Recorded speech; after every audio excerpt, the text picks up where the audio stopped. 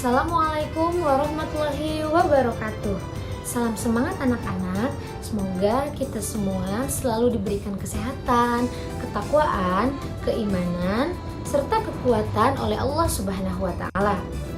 Nah, sebelum hari ini kita memulai pembelajaran, alangkah baiknya kita berdoa terlebih dahulu.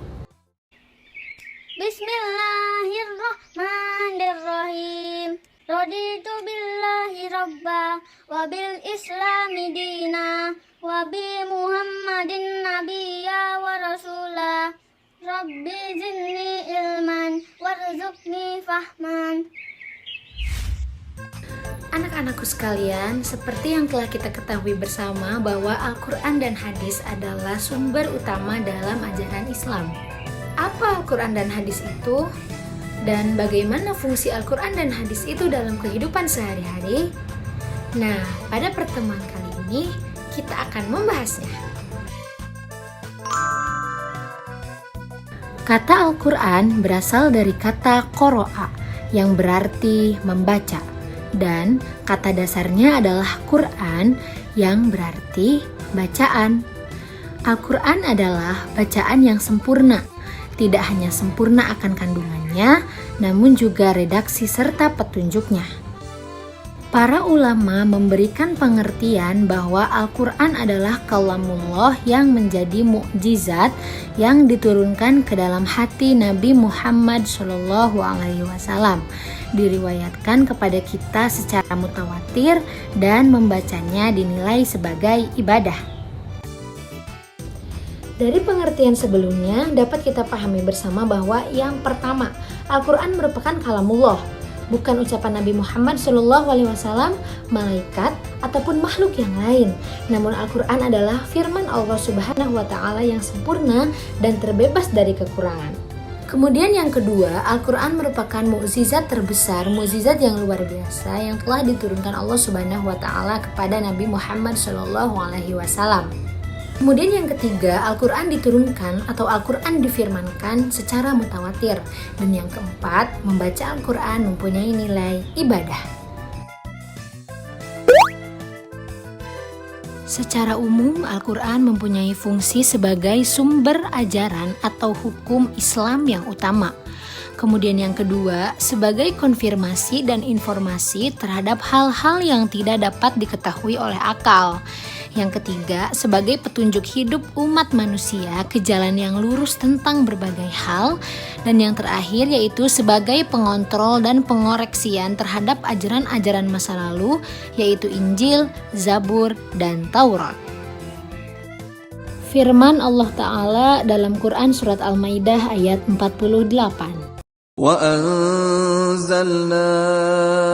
إِلَيْكَ الْكِتَابَ بِالْحَقِّ مُصَدِّقًا لِمَا بَيْنَ يَدَيْهِ مِنَ الْكِتَابِ وَمُهَيْمِنًا عَلَيْهِ فَاحْكُم بَيْنَهُم بِمَا أَنزَلَ اللَّهُ ولا تتبع أهواءهم عما جاءك من الحق لكل جعلنا منكم شرعة ومنهاجا ولو شاء الله لجعلكم أمة واحدة ولكن ليبلوكم فيما آتاكم فاستبقوا الخيرات إلى الله مرجعكم جميعا فينبئكم بما كنتم فيه تختلفون.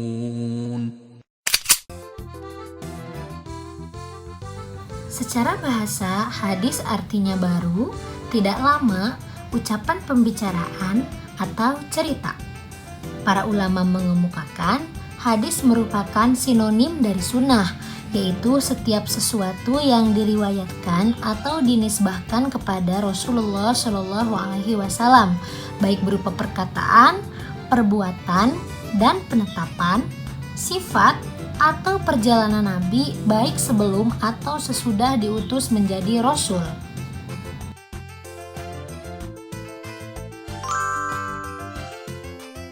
Ada 4 fungsi pokok hadis terhadap Al-Quran. Yang pertama, menguatkan dan menegaskan hukum yang terdapat dalam Al-Quran. Kemudian yang kedua, menguraikan atau menjelaskan ayat yang global atau mujmal. Kemudian yang ketiga, menetapkan dan mengadakan hukum yang tidak disebutkan di dalam Al-Quran. Dan yang terakhir yaitu membatasi keumuman ayat Al-Quran. Dari materi yang telah kita pelajari bersama, dapat kita simpulkan bahwa Al-Quran merupakan kalam Allah Subhanahu wa Ta'ala yang diturunkan kepada Nabi Muhammad SAW. Al-Quran merupakan sumber ajaran Islam yang pertama dan yang paling utama. Kemudian hadis merupakan segala sesuatu yang diriwayatkan dari Nabi SAW, baik perkataannya, perbuatannya, maupun penetapannya. Hadis ini merupakan sumber kedua ajaran Islam setelah Al-Quran. Anak-anakku sekalian, sekarang akan Ibu tampilkan sebuah cuplikan video yang berkaitan dengan materi kita hari ini. Kita simak bareng-bareng ya.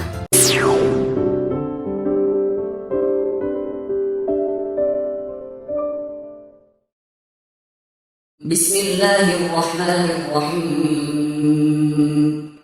Alhamdulillahi Rabbil Alamin, Ar-Rahmanir Rahim, Maliki Yawmiddin, Iyyaka na'budu wa iyyaka nasta'in,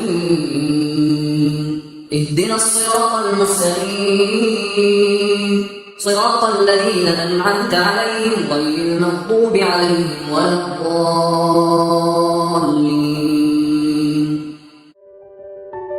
Assalamualaikum teman-teman. Oh iya, kenalkan, namaku Rizky. Sekarang Rizky mau mengajak teman-teman untuk selalu belajar Al-Quran. Kalian mau tahu nggak? Banyak kebaikan yang kita peroleh kalau mempelajari Al-Quran. Mari aku beritahu. Pertama, membaca Al-Quran itu sangat besar pahalanya dan kebaikannya. Sabda Rasulullah SAW, siapa saja yang membaca satu huruf dari kitab Allah, Al-Quran, maka baginya satu kebaikan. Dan satu kebaikan itu dibalas dengan 10 kali lipat. Yang kedua, kebaikan bagi siapa saja yang mengajarkannya. Rasul SAW bersabda, sebaik-baik kalian adalah siapa yang mempelajari Al-Quran dan mengajarkannya. Yang ketiga, kelak di akhirat Al-Quran akan memberi syafaat atau pertolongan siapa saja yang mempelajarinya. Sabda Nabi, bacalah Al-Quran karena ia akan datang pada hari kiamat sebagai pemberi syafaat kepada para ahlinya.